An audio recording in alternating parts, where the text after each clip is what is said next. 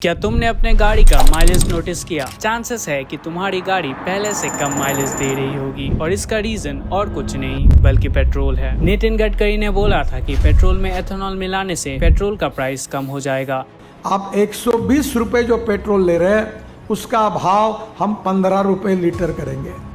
सुनने में अच्छा लगा, लेकिन सच क्या है? फ्यूल प्राइसेस कम नहीं हुए। इंस्टेड ये अब एक बड़ा प्रॉब्लम बन चुका है करोड़ों कार और बाइक ओनर्स के लिए। ज्यादातर गाड़ियां जो 2023 के पहले बनी हैं, वो सिर्फ E10 कंप्लाइंट है, मतलब वो E10 से ज्यादा एथेनॉल मिक्स वाले पेट्रोल को हैंडल नहीं कर सकते। लेकिन अब ओनर्स को फोर्स किया जा रहा है E20 पेट्रोल यूज करने के लिए। ये है मेरी 2022 की इंटरसेप्टर 650, जिसमें मैं अप टू E10 का फ्यूल ही डलवा सकता हूँ, पर अब E20 फ्यूल के अलावा मेरे पास कोई ऑप्शन नहीं है। ओनर्स कह रहे हैं कि उनका गाड़ी का माइलेज पहले से कम हो चुका है, लगभग 15 से 20%। गाड़ी पहले से ज्यादा मेंटेनेंस मांग रही है और कंपनीज वारंटी देने से मना कर रहे हैं। गवर्नमेंट ARAI का कंट्रोल टेस्ट दिखा के कह रही है कि एथेनॉल मिलाने से बस 1 से 6% तक माइलेज ड्रॉप होता है और इससे गाड़ी को कोई डैमेज नहीं होगा। लेकिन रोड में जाके किसी से भी पूछ लो, वो इसका उल्टा ही बोलेगा। अभी 3,500 रुपए का कल मैंने तेल भरवाया था, लिटरली आधा हो चुका है। मेरी गाड़ी की माइलेज पहले 12 की थी, वो कम होकर 9.5 की माइलेज हो गई है। तो ये प्रॉब्लम्स आ क्यों रहा है? वेल, इसका रीजन एथेनॉल खुद है। एथेनॉल एक टाइप का अल्कोहल है, बिल्कुल विस्की और बियर की तरह, लेकिन कई ज्यादा स्ट्रॉन्ग। एथेनॉल के केमिकल स्ट्रक्चर में होता है ऑक्सीजन, इसीलिए इसे अक्सर पेट्रोल में मिलाया जाता है ताकि फ्यूल अच्छे से बर्न हो और पोल्यूशन कम करे। लेकिन एथेनॉल करोसिव होता है, इससे रबर और प्लास्टिक पार्ट्स जैसे फ्यूल पाइप्स और गास्केट्स में क्रैक आ सकता है। एथेनॉल वाटर भी एब्जॉर्ब करता है, जिससे फ्यूल टैंक्स और इंजेक्टर्स में जंग लग सकता है। और अगर गाड़ी को ऐसे ही छोड़ दो कई दिनों तक तो ये पानी पेट्रोल से अलग हो जाएगा, और अगर ये पानी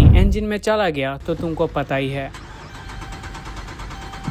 यही नहीं, एथेनॉल एक सॉल्वेंट की तरह काम करता है, इससे फ्यूल टैंक्स की गंदगी साफ हो जाती है। वेल, ये सुन के तो अच्छा लगता है, लेकिन ये जाएगा कहाँ? फिल्टर्स और इंजेक्टर्स में, जिससे ये ब्लॉक हो सकते हैं। और प्रॉब्लम यही खत्म नहीं होती। अगर तुम्हारे गाड़ी के मैनुअल में यूज अप टू E10 लिखा हुआ है और तुम E20 यूज करते हो तो तुम्हारी गाड़ी का वारंटी रिजेक्ट हो जाएगा। 10 से 15 साल पुरानी गाड़ियों को तो छोड़ दो, 2023 से पहले मैन्युफैक्चर्ड हुई गाड़ियां भी आउटडेटेड हो चुकी है, क्योंकि ये गाड़ियां E20 के लिए डिजाइन ही नहीं की गई। फिर भी इंडिया में E20 टाइम से पहले ही स्टैंडर्डाइज हो चुका है, और ये तो बस शुरुआत है। गवर्नमेंट एक्टिवली 2030 तक E30 रोल आउट करने का प्लान कर रही है। गवर्नमेंट ने इसके लिए 2 रीजंस दिए हैं, फ्यूल इंपोर्ट और पोल्यूशन कम करना। लेकिन इसका नुकसान हमारे जैसे लोगों को हो रहा है, इसीलिए हमें डिमांड करना चाहिए कि पुरानी गाड़ियों के लिए अलग से नॉन ब्लेंडेड पेट्रोल अवेलेबल हो, क्योंकि E20 से फ्यूल प्राइसेस तो कम नहीं हुए, लेकिन माइलेज ड्रॉप और हाई मेंटेनेंस की वजह से ओनर्स का पॉकेट जरूर ढीला हो रहा है। अगर तुम्हें ये वीडियो पसंद आया तो लाइक और शेयर कर देना, और ऐसे और वीडियोस देखने के लिए इस चैनल को सब्सक्राइब कर लो। Thanks for watching.